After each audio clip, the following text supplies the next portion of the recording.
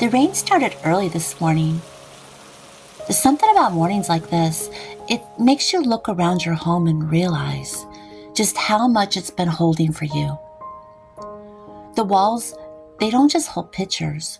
They hold versions of you that were once still learning how to breathe again. Sometimes I think about the homes I used to dream about, the big ones, the ones that made me believe success could be measured by square footage. But that kind of dream feels distant now. I've learned that small spaces hold a different kind of abundance, one that doesn't always show up in the bank account, but in the peace that finally lingers long after the noise is gone. I read through so many of your comments after the Rainy Monday video about a year ago. They've stayed with me. Your stories, they've been echoing around my heart like prayers spoken in the dark. Stories of loss, of starting over, and of gratitude found in the smallest corners. One woman wrote about the fear that used to live inside her large house, how she could never sleep because she couldn't hear the doors, couldn't tell if she was safe. Now in her little home, she says she finally rests. She said, "I can hear every window when the wind blows. I can hear my own heartbeat again." And that line, it moved me, because peace sounds different when it's close enough to touch.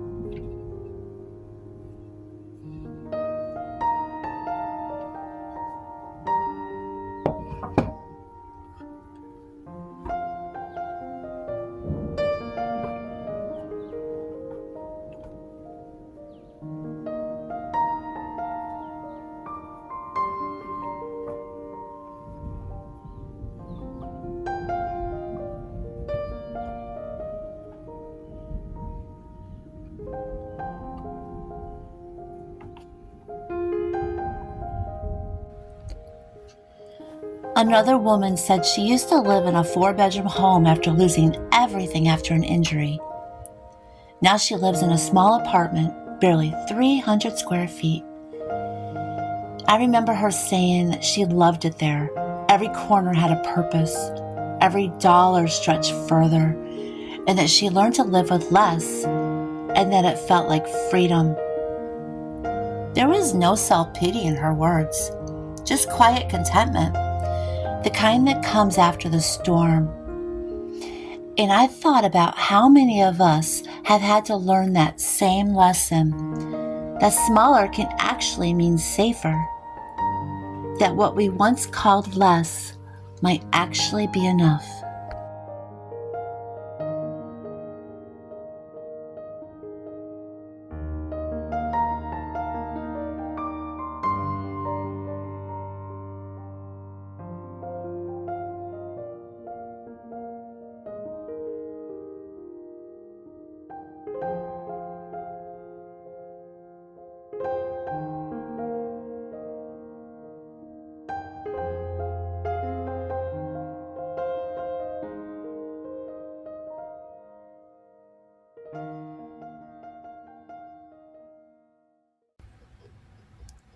It wasn't always this way for me. There was a time when my days began before sunrise and ended long after dark. Back then I worked at Chase Manhattan, wore crisp suits, carried a planner full of numbers and goals, and drank my coffee from a paper cup in rush hour traffic. Success had a sound, phones ringing, voices pitching, the shuffle of business shoes on polished floors. We were trained to sell, to refer, and to hit the mark again and again, and I got really good at it, really good. The sales bonuses, they were unbelievable. Numbers that still surprise me when I can think back on it. I had more money coming in than I do now. More things too. But I don't remember feeling full. I remember feeling fast, like life was happening on a moving sidewalk, and I was just trying to keep my balance. Every morning, I'd rush through drive-through coffee, merge into the blur of traffic, and measure the day by day what I achieved instead of how I felt. I thought that was what being somebody looked like. Constant motion, constant earning, and constant striving. And then life slowed me down in ways I didn't choose. When my mental health broke, everything else came to a stop too. The world I had built around performance and progress suddenly didn't fit anymore. I couldn't keep up with the pace I had once called normal. And for a long time, that really felt like failure. But somewhere in the middle of all that loss of stability, a loss of identity, and loss of income, something deeper began to grow. A new rhythm, a slower one that had nothing to do with numbers or sales or the next big goal. It took me years to learn how to breathe again in that stillness. Years to learn that slower doesn't mean lesser. It means living differently. These days, I remind myself of little truths when the old world tries to whisper that I should be doing more. And I tell myself, peace is not lazy. Quiet is not empty. Small is not insignificant. But when the day feels too slow, I remind myself that simple doesn't mean stagnant. It means sacred. It's taken time to be satisfied with simpler living.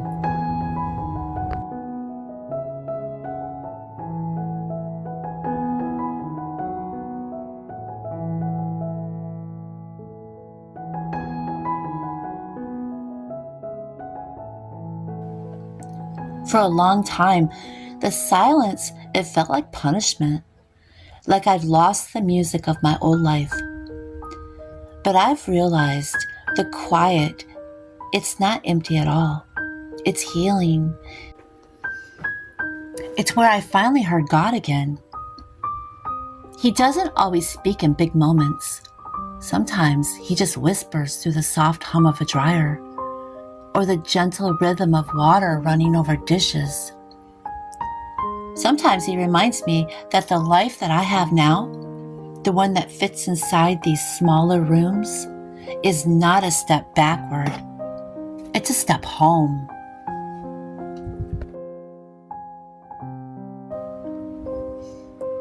I think about the woman who wrote that her messy house was overwhelming her. She says she couldn't seem to shake whatever this season was. My heart ached reading it because I've been there too. There are days in the laundry piles like it just looks like evidence of failure instead of life.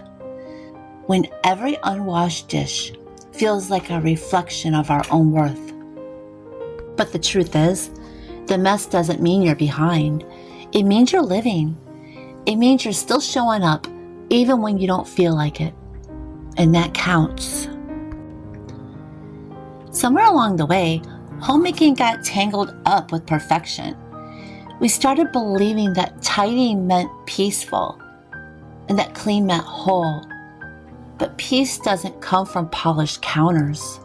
It comes from how we treat ourselves while we're scrubbing them. It's in the patience we show when we fall short, and the grace we offer ourselves when the day doesn't go as planned.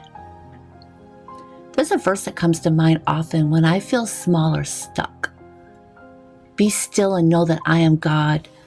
It doesn't say, be busy and prove yourself. It says, be still. Because maybe stillness isn't the opposite of progress. Maybe it's where progress begins.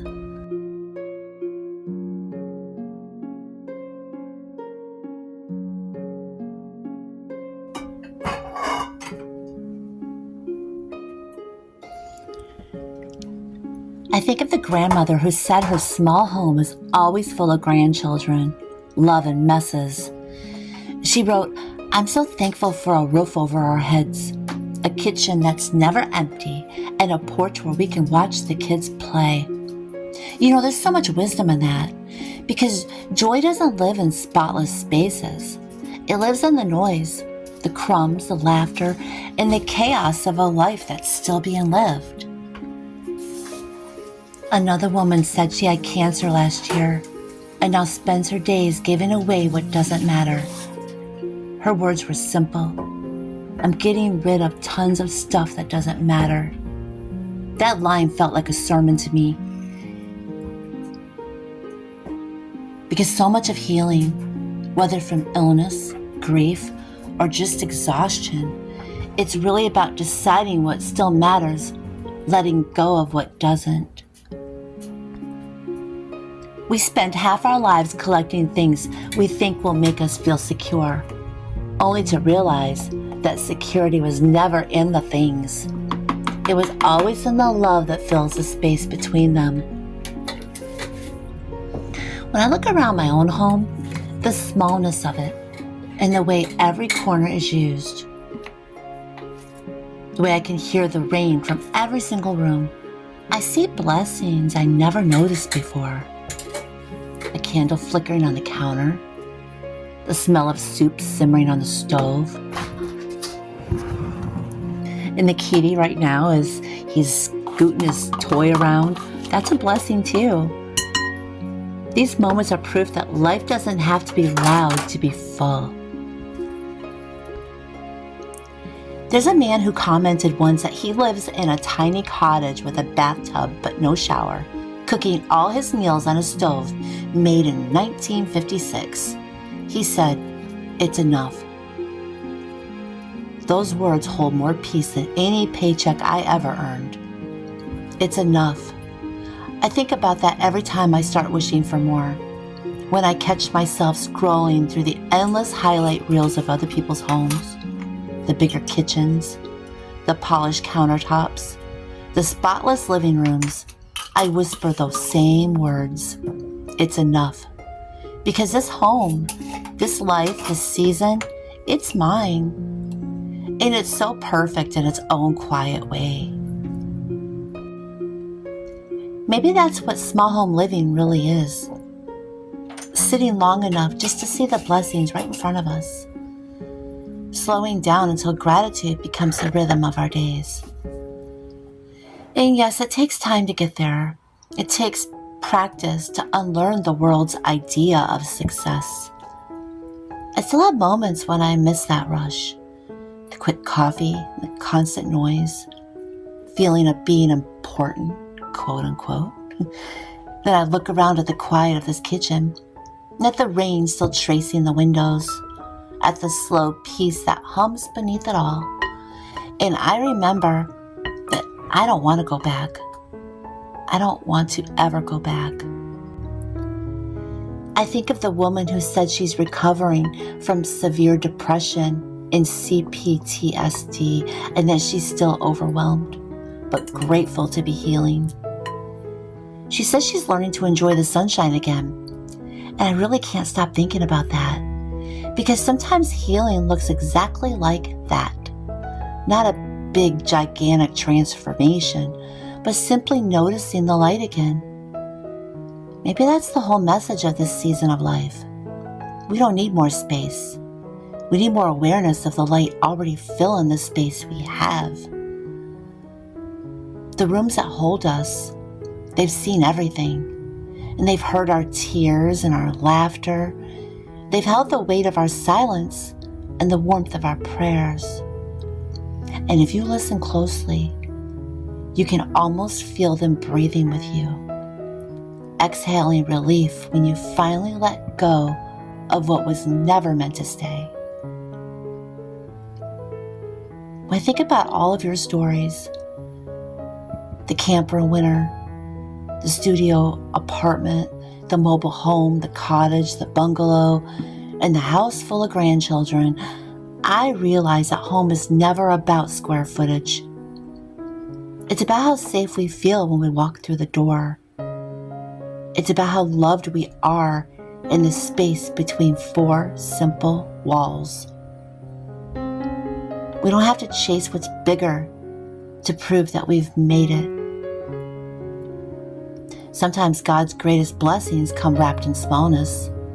A smaller home, a smaller paycheck, a smaller circle, so that we can finally see the magnitude of what we already have.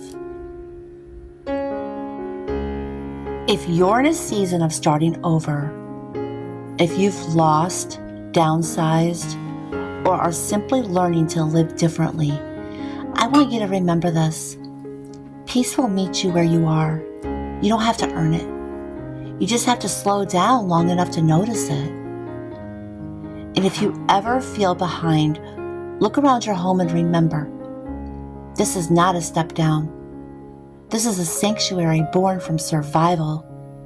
This is where the noise finally quieted enough for you to hear your own heartbeat again. So tonight, when the world outside feels too loud, light a candle. Let the rain fall. Fold the towel just a little bit slower. And you whisper to yourself, this is enough. Because it truly is. It always was. And maybe someday we'll look back and realize that it wasn't the big houses or the full schedules that saved us. It was the small rooms, the steady routines, the quiet prayers whispered over dishes, and the grace we gave ourselves when life fell apart. These are the rooms that held us when nothing else could. And if you listen closely, they still do. Thank you so much for joining me today. If you haven't subscribed, take a moment and subscribe and share this video with somebody who may need a little bit of encouragement today. And I'll see you next time.